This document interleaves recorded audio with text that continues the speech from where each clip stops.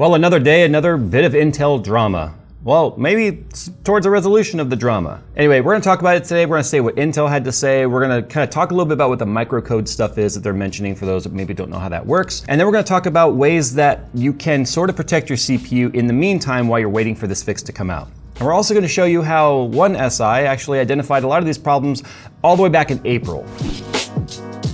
For those looking for a high-end custom gaming experience, look no further than Falcon Northwest. Falcon Northwest has been building PCs made for gamers for over 30 years with a focus on a true high-end gaming experience. Custom cases available only through Falcon Northwest feature state-of-the-art testing and design to ensure that every component is performing at their best through thermal imaging and rigorous lab testing designed and overseen by the Falcon Northwest founder himself. With a complete lineup of systems ranging from small to large, every Falcon Northwest system includes a 3-year warranty policy and a year of 2-way overnight shipping coverage, providing the ultimate peace of mind. To see all that Falcon Northwest has to offer, follow the sponsored link in the description below. So let's talk about the Intel statement first. So Thomas Hannaford is an employee, as it says on there, I'm assuming. He says, based on extensive analysis of Intel Core 13th and 14th gen processors returned to us due to instability issues, we have determined that a elevated operating voltage is causing instability issues in some 13th and 14th gen desktop processors.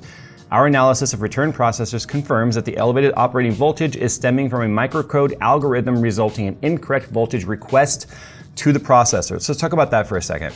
So the microcode is basically an instruction set that exists on the processor itself. They use a bunch of different types of voltage systems built into the CPU. Obviously, we're talking about like the VID or the voltage control or the voltage identification. Obviously, we've got the fiber, which is something that came out several generations ago.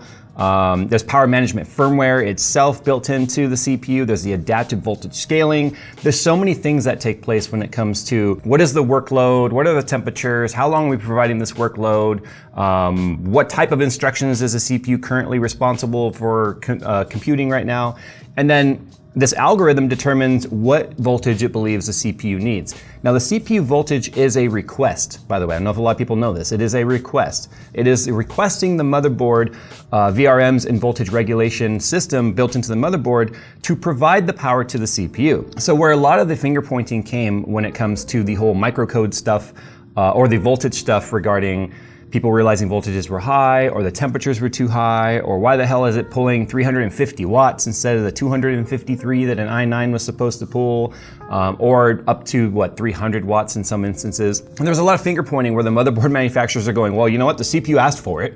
It's our job to give it if the CPU asks for it. But I feel like there's some disingenuous finger pointing happening here at the same time too, because in the CPU battles have been taking place ever since Ryzen really started to grow in popularity and speed and start to really close the gaps and exceed Intel in many instances. I feel like this is one of those things where Intel had to kind of weigh what are the risks and what are the rewards.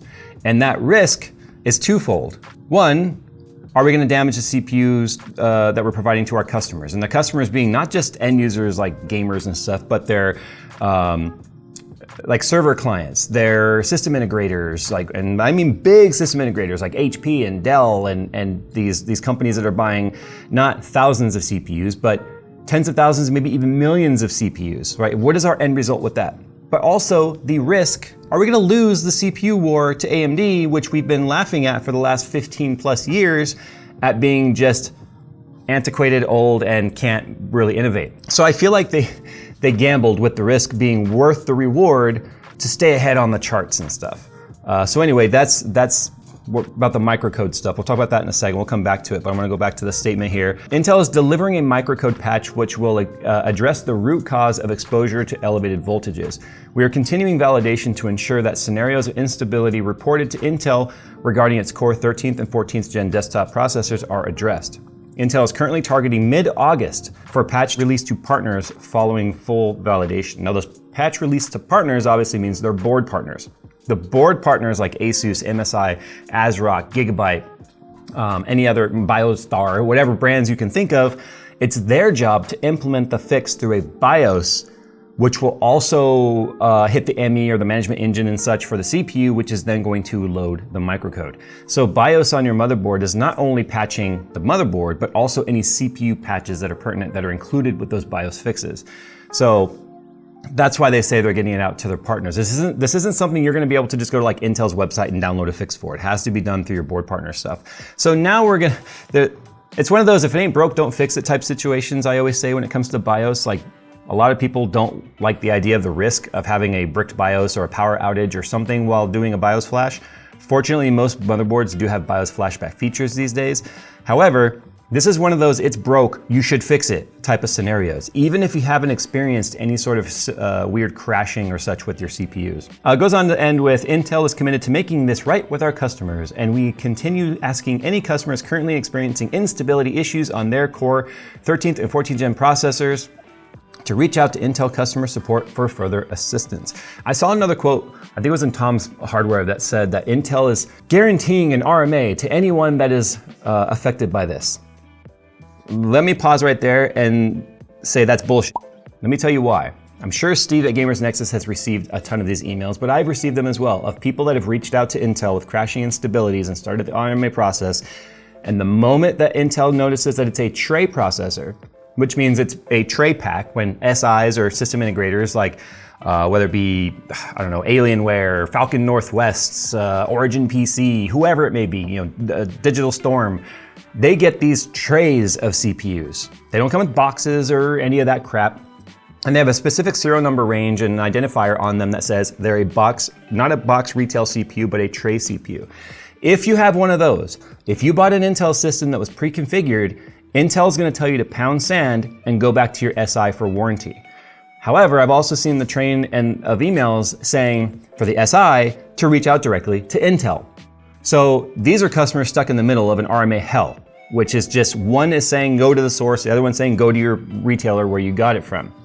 So these are customers that are completely stuck in the middle, and Intel needs to, in my opinion, they need to make it right with the end user customer. Now, the other thing too, though, is the SI could also say, well, if you go and take your processor out and you damage something or whatever, that's on you. So ideally, an SI would want you to pack up and return the entire system to them while they swap out the CPU and send it back. So it's about to get way more complicated when it comes to the RMA process regarding these CPUs. So that's why I want to point it out right now that if you have a pre-assembled system, it is going to be complicated for you if you're not comfortable doing it yourself. Anyway, moving on, I want to point out something over here from Falcon Northwest. This is a bunch of tweets they put out back in April 23rd to be exact. I won't go into like all the details, but I want to point out they are showing, bro, these voltages.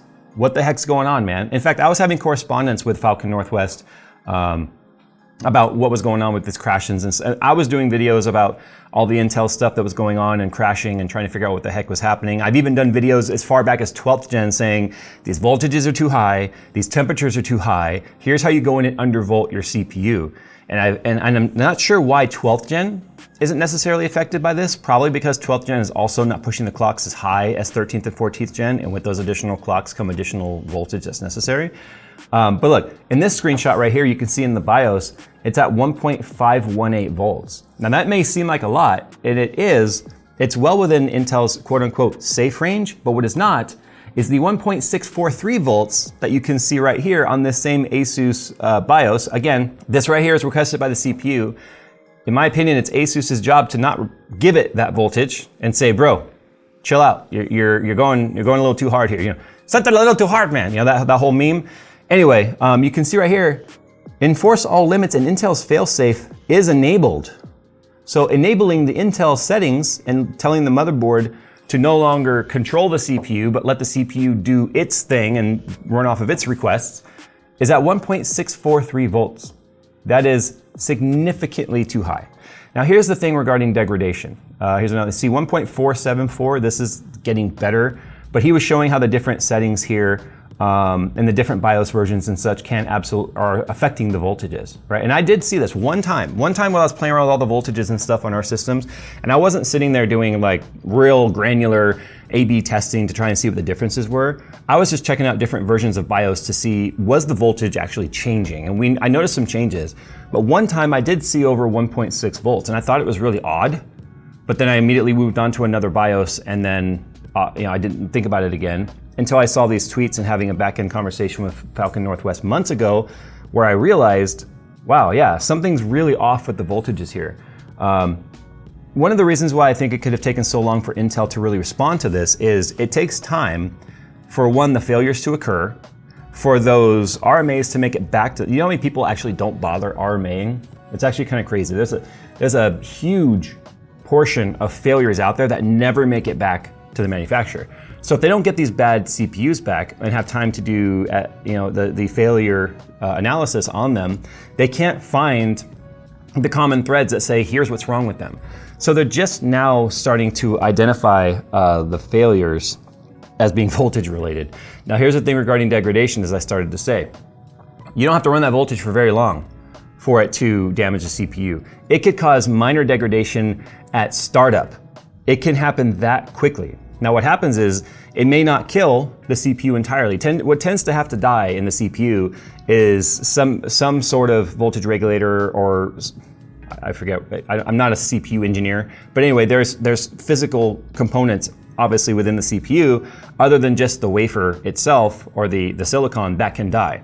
So the degradation with the really high voltage like this is you can actually damage transistors within the CPU, and the CPU will seem like it's operating fine until certain instruction sets or certain processes hit on certain transistors, and then the math is wrong, and then you get crashing, which can lead to the blue screening or the freezes or the lockups or whatever.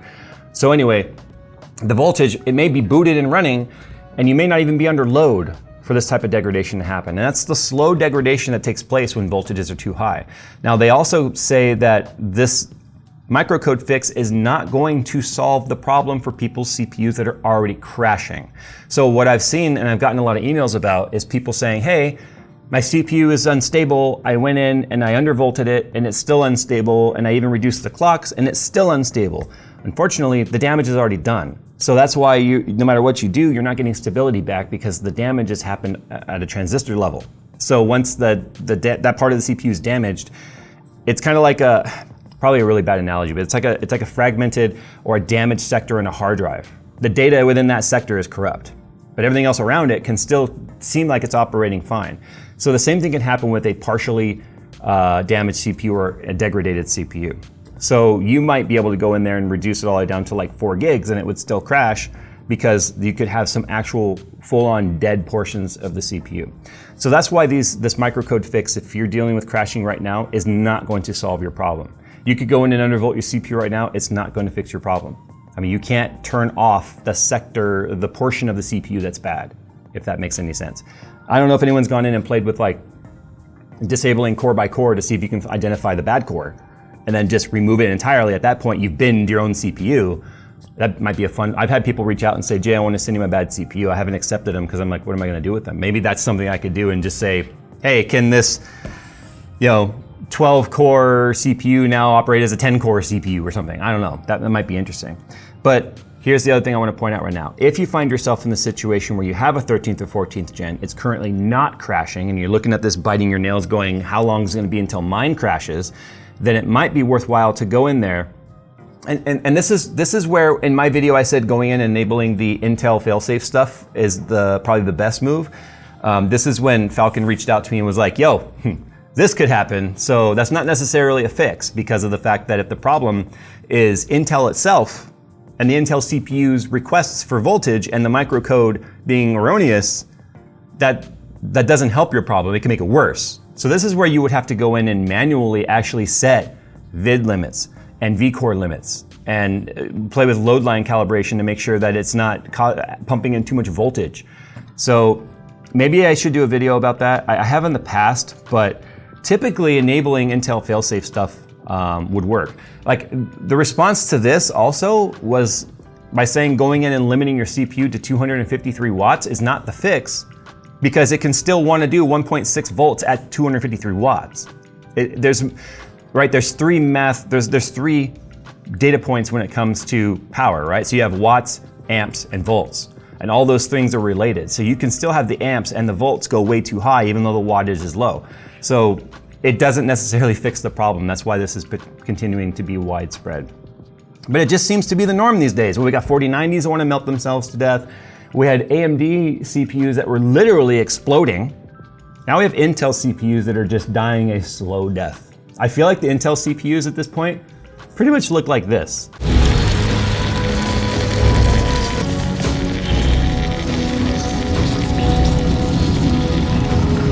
Anyway, what a time to give a shit about computers, right? It just seems like any way you look, any direction you face, any move you make, it just sucks. It sucks everywhere. Can we all just have some shit that works, please?